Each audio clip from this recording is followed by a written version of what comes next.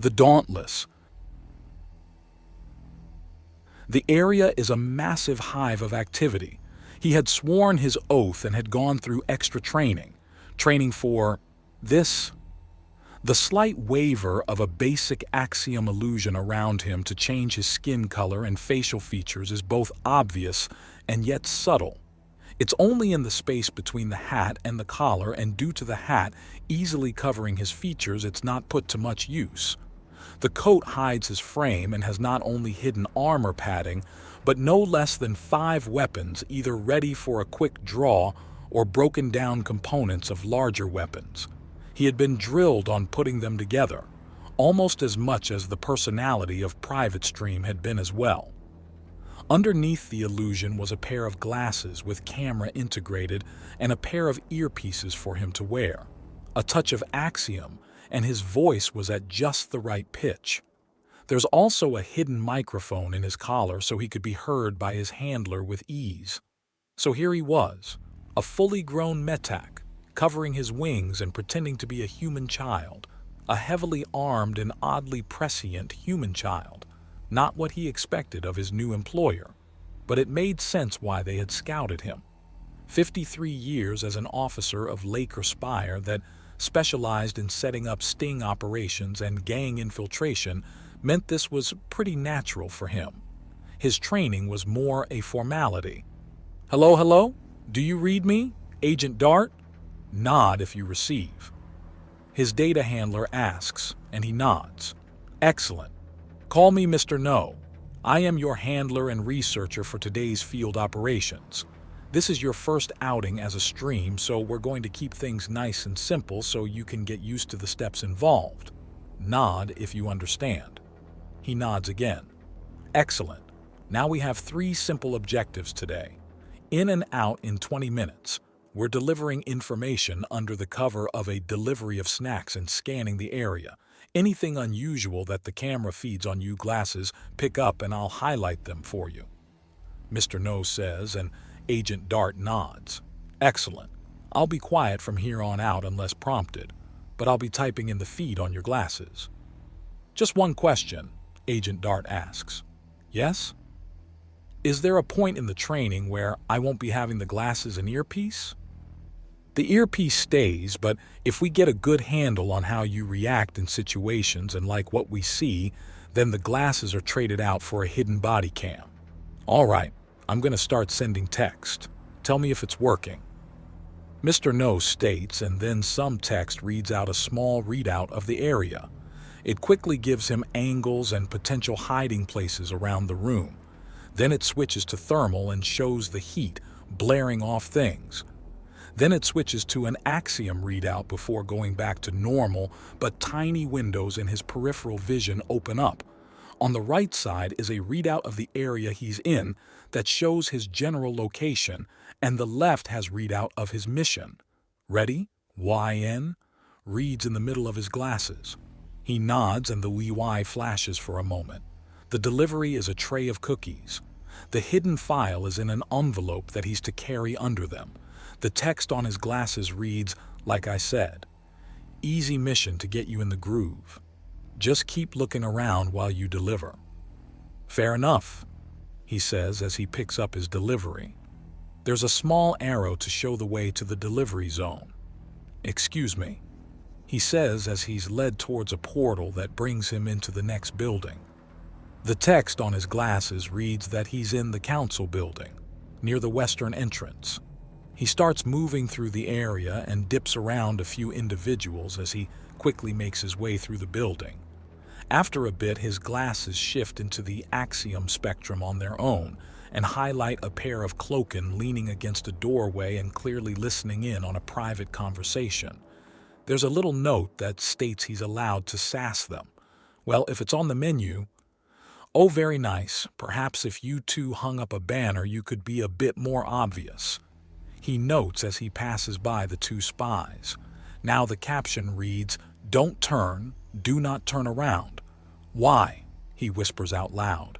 Because you'll break character and laugh if you see their expressions. Just keep going. Oh, now he really wants to turn and look, but he has to stay in character. His glasses shift again to show the thermal readout of some devices on the way around. We'll grab them on the trip back. A lot of non-Axiom tech tends to run hot. What are they? He whispers to the microphone, and there's a pause before the text shows up again.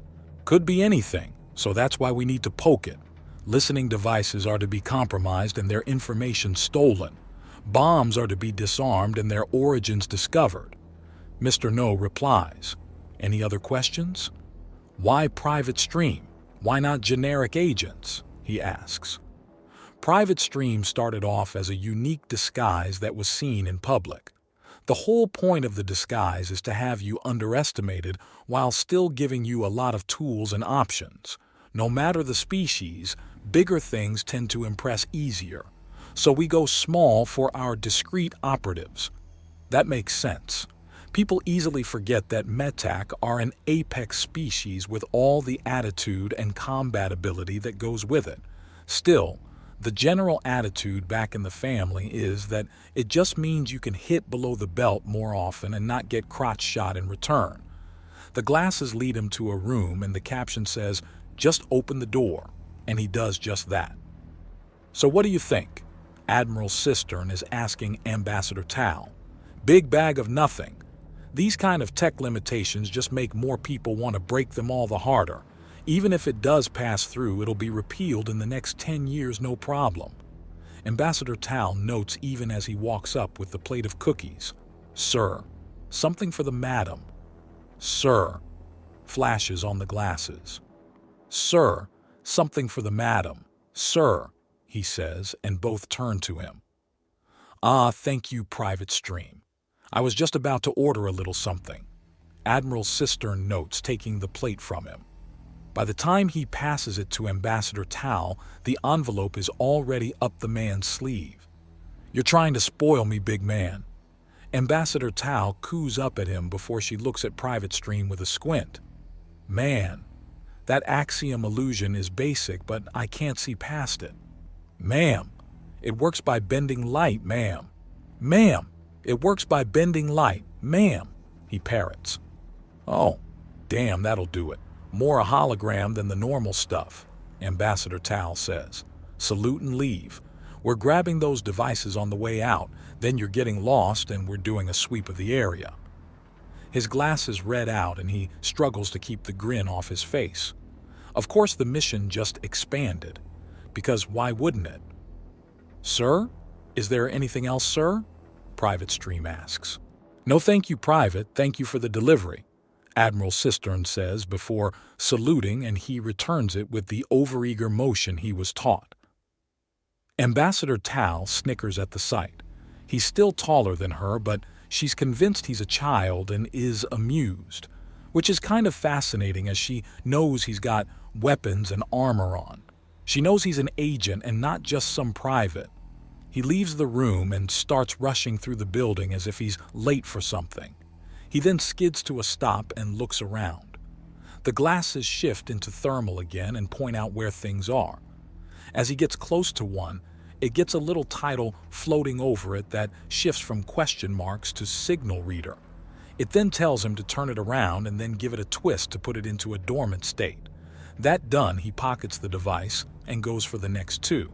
Second is another signal reader, and the third is a listening device that has a small switch built into the side.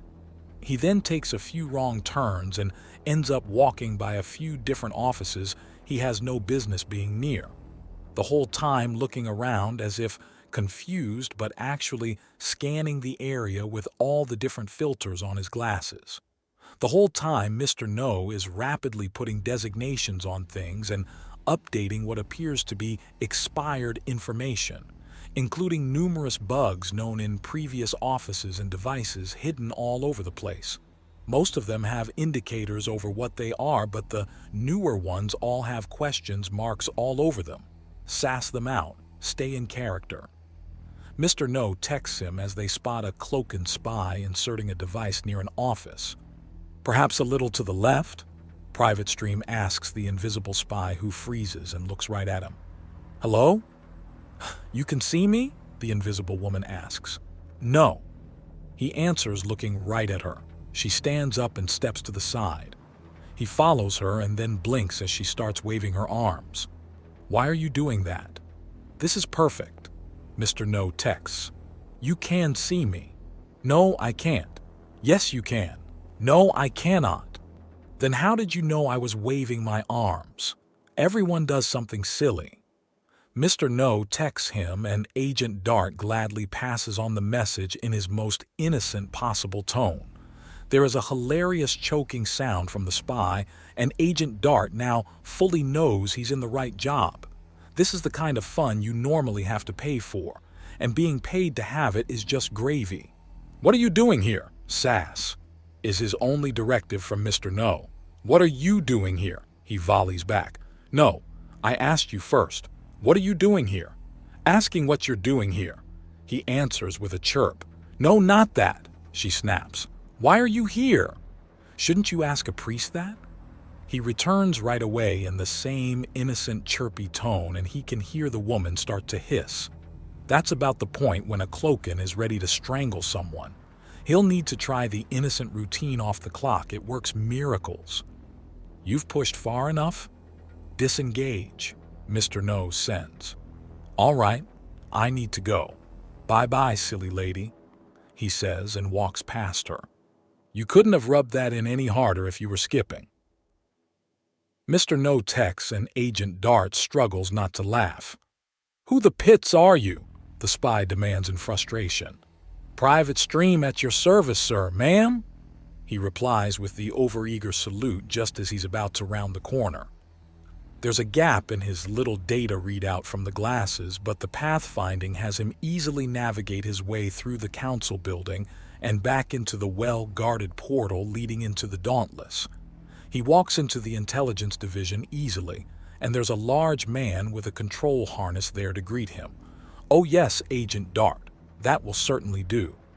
"Oh, so we have met in person, Mr. No.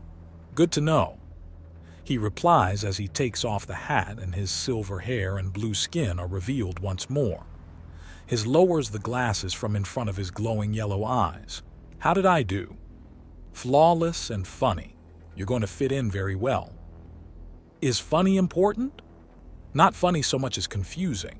That spy is going to report back to her superiors and explain she just had the weirdest conversation with Private Stream.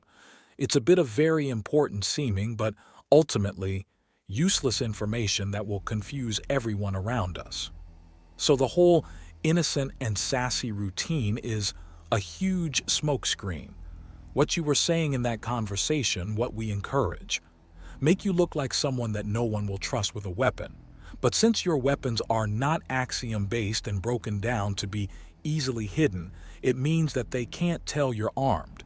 It's nice to have an open bodyguard, but they can't go everywhere. An assistant that has hidden weaponry, clearly too innocent and goofy to be a threat. I may very well end up invited in." "Exactly. Everyone gives men at least some benefit of the doubt around here. Children get a benefit of the doubt, as do the innocent. You're wearing 3 layers of social camouflage while walking in the open. How do you like it?" "I had way too much fun, Mr. No. I may start putting on part of the act on my off-duty hours." "Good man. Welcome aboard, fully aboard," Mr. No says, offering a salute that is properly returned by Agent Dart.